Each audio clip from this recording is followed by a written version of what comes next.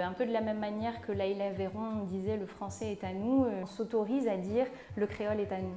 Le créole est à nous pour les personnes exilées parce que en fait, au quotidien, elles sont exposées en fait, à cet environnement sonore créolophone.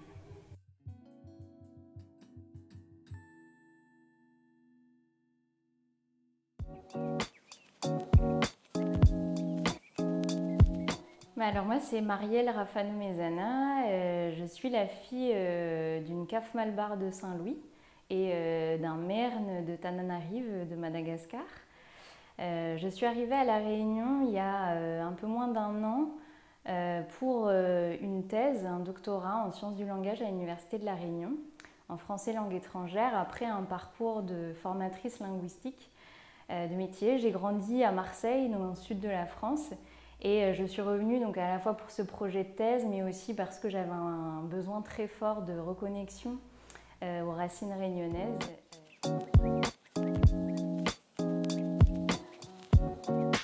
Et l'association Sommin l'Exil, c'est une association qui a été cofondée par moi-même et Emilia Suo, qui est une artiste-autrice haïtienne, qui est médiatrice culturelle et artistique.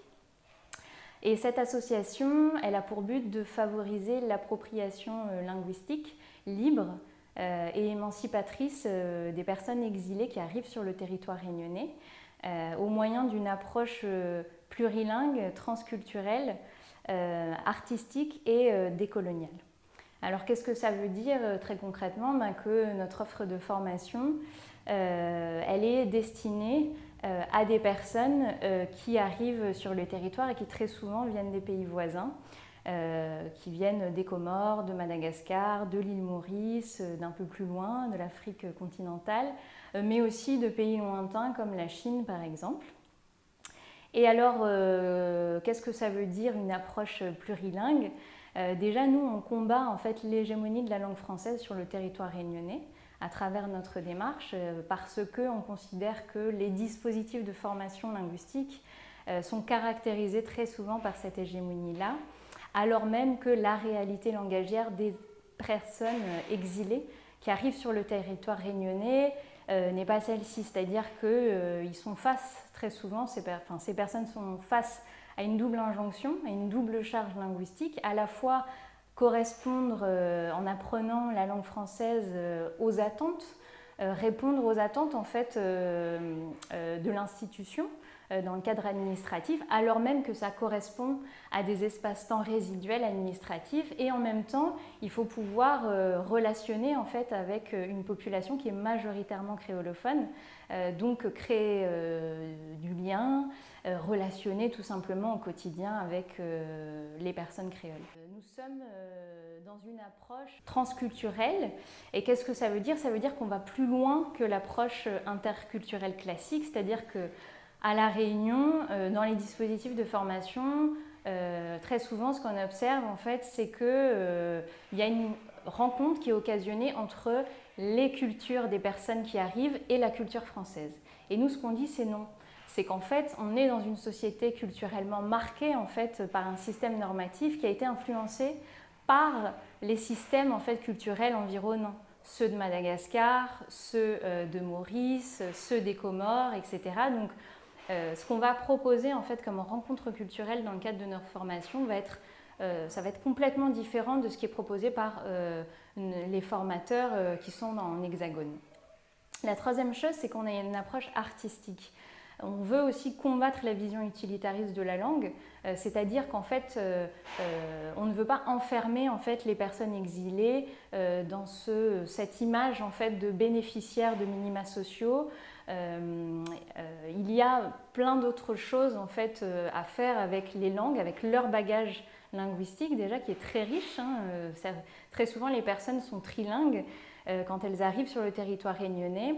Et c'est pour cette raison en fait, que nous, on a envie de proposer l'intervention d'artistes qui permet en fait, tout simplement d'utiliser la langue de manière créative Là, on va avoir des ateliers avec des Fonds-Kaiser, des ateliers avec des illustrateurs BD et des ateliers très bientôt aussi avec des personnes qui proposent de l'initiation aux percussions malgaches. Donc pour nous, voilà, cette dimension-là, elle est importante à cultiver. Et enfin, on est dans une approche décoloniale.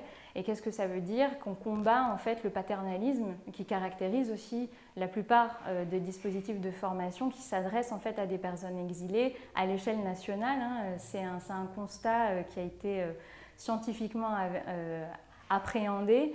Et l'idée, en fait, c'est de pouvoir occasionner une réflexion institutionnelle et associative sur la posture de formateurs. Donc, on se met autour d'une table et on discute de notre posture à nous, de notre colonialité aussi à nous, en tant que formateurs d'adultes.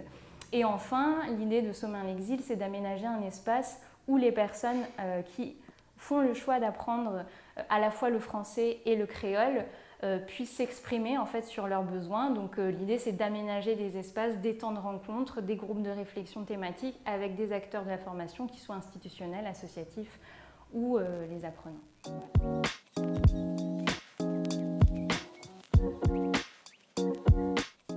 Alors moi je mène une recherche doctorale, je suis en doctorat actuellement à l'Université de La Réunion et je travaille sur cette question. Donc je fais une étude comparative entre La Réunion et Mayotte sur la formation linguistique des personnes dites allophones et migrantes.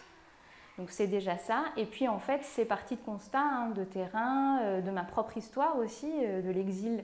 Je pense aussi de mes deux parents vers l'Hexagone. Donc je pense que c'est un projet qui est né il y a très longtemps, mais qui a pris forme en fait au fur et à mesure.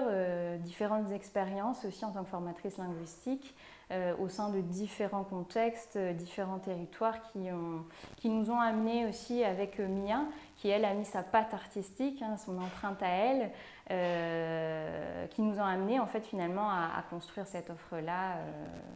Et de cette manière-là.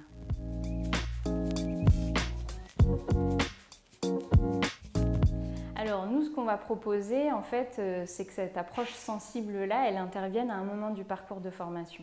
Là, ce qu'on propose ici, à la case Soliqueur, c'est un parcours d'à peu près 1 an de formation, donc avec selon les profils plutôt français langue étrangère ou créole langue étrangère, selon les compétences à l'oral et à l'écrit. On va les identifier au départ, proposer un test de départ, selon qu'il s'agisse en fait d'un profil plutôt scolarisé ou pas, d'une personne pas ou peu alphabétisée. On va proposer en fait une offre qui corresponde en fait aux attentes de ces personnes et à leurs besoins. Et au bout de certains mois, l'intervention en fait de l'artiste va permettre de consolider en fait certains acquis langagiers, donc que ce soit à l'oral ou à l'écrit en fonction des profils. Donc on a une méthodologie particulière qui est celle de la grammaire orale, déjà avant tout pour les personnes qui ne parlent pas du tout la langue, donc pour des débutants, vraiment là par exemple aujourd'hui c'était le cas du groupe d'apprenants.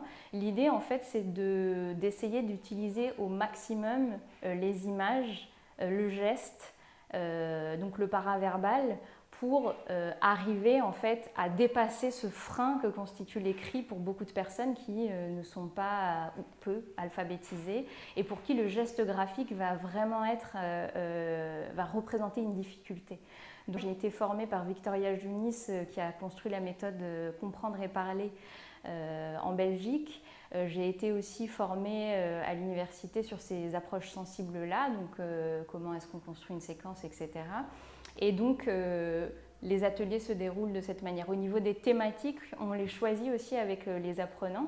Il y a plusieurs thématiques classiques, mais comme je le disais tout à l'heure, en fait, on essaye au maximum de ne pas les enfermer en fait, dans ce que l'institution attend d'eux, à savoir se débrouiller dans les espaces socio-administratifs, etc. Nous, on essaye d'aller plus loin et de vraiment essayer de viser juste et de répondre en fait avant tout à ce qu'ils nous demandent.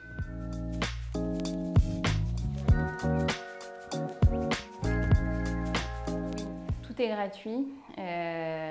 Tout est gratuit et pour plusieurs raisons. Hein. C'est qu'on a conscience en fait de la difficulté que ça peut représenter en fait tout simplement l'argent pour les personnes qui arrivent sur le territoire. Et qui sont souvent dans des démarches en fait de régularisation, dans des démarches en fait sociales qui fragilisent un petit peu la vie du quotidien. Donc non, c'est vraiment la gratuité, c'est quelque chose qui nous tient à cœur. Et donc pour comment on finance ça, pour le moment c'est complètement du bénévolat. Mais peu à peu, l'idée c'est quand même d'arriver à capter quelques subventions publiques sans pour autant se sentir contraint et limité. Donc on tient quand même à notre indépendance et à cette liberté.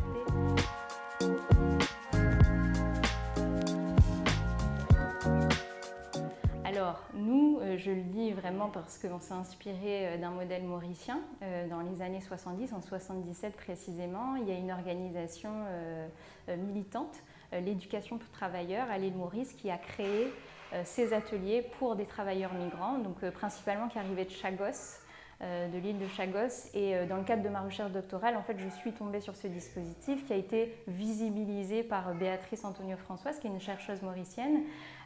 Et en fait, ces ateliers-là, ils ont pu, je pense, exister sur La Réunion à un certain moment. En tout cas, le besoin a été identifié par des militants, par des collectifs, mais voilà, certainement par manque de moyens et peut-être par manque de structuration, ça a eu peu de visibilité. Mais nous, en tout cas, c'est vraiment dans ce sens qu'on veut aller, c'est dire en fait que la langue créole, en fait, elle vit, elle est là. Et un peu de la même manière que Laïla Véron disait le français est à nous, nous on veut, on s'autorise à dire le créole est à nous.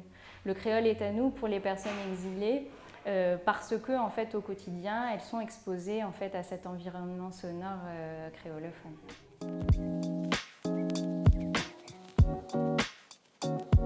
Pas beaucoup. Je ne suis pas une polyglotte, mais j'ai quelques notions. J'ai été formatrice à Mayotte à un moment donné, donc des petites notions en fait de shimaoré. J'ai un père malgache, donc le malgache, le créole, le portugais qui est une langue que j'affectionne tout particulièrement. Mais pas énormément. L'anglais aussi. Bon, aujourd'hui, voilà, hein, les personnes qui sont singalophones, qui viennent du Sri Lanka, qui étaient là, sont aussi anglophones, donc on s'en sert. Et c'est pour ça qu'on dit qu'on a une approche aussi plurilingue, contrairement aux dispositifs en fait, institutionnels, des fois qui préconisent ou qui obligent les formateurs à employer exclusivement la langue française. Nous, on dit non, en fait, toutes les langues en fait, ont le droit d'exister et d'être cultivées au sein de l'atelier.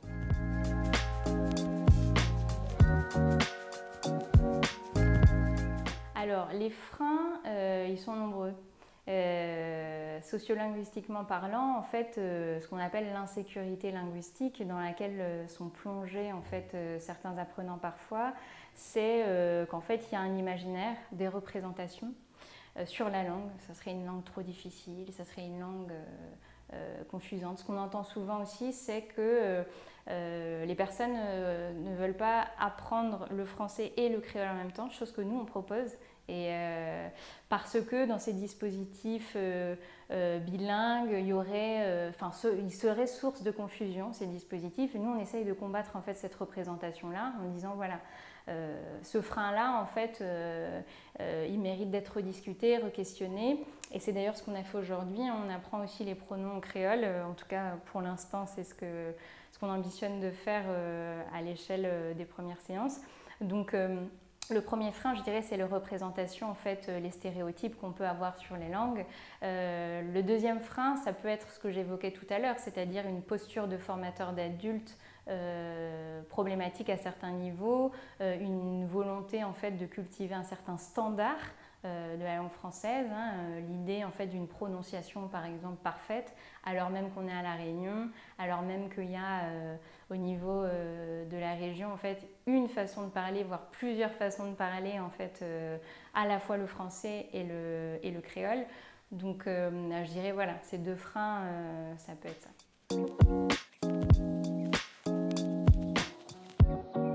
propose 3 choses.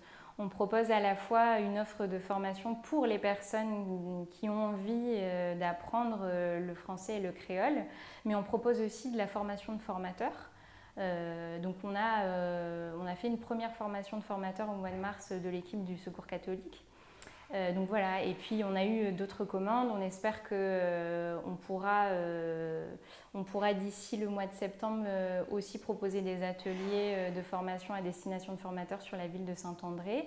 Et la troisième chose vraiment sur laquelle je souhaitais insister, c'est que en fait l'association Saumur l'Exil, c'est aussi une manière de créer des ponts entre le monde scientifique, très éloigné par moments et très cloisonné, le monde universitaire très cloisonné de la didactique du français langue étrangère ou du créole langue étrangère comme moi j'aime le rappeler et les acteurs de terrain associatifs qui sont au quotidien en fait avec les personnes qui sont exilées sur le territoire et qui accompagnent sans être outillés ou parfois en ayant très peu en fait finalement de connaissances théoriques sur la façon dont il faut aborder la formation auprès d'adultes. Donc l'idée c'est vraiment d'arriver à constituer, à structurer en fait des groupes de réflexion sur ces questions et les militants de la langue créole aussi sont les bienvenus. On peut discuter aussi du créole et de l'écriture du créole, de sa graphie, de la façon dont le créole évolue aussi à l'oral. Donc voilà, on est assez ouvert et vous pouvez nous retrouver aussi à la case Solicoeur tous les mercredis à 14h pour en discuter.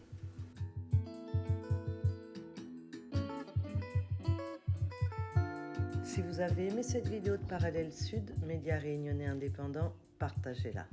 Et si vous voulez soutenir la liberté de la presse, faites un don sur notre site parallèlesud.com. L'info est un droit, mais elle a un prix.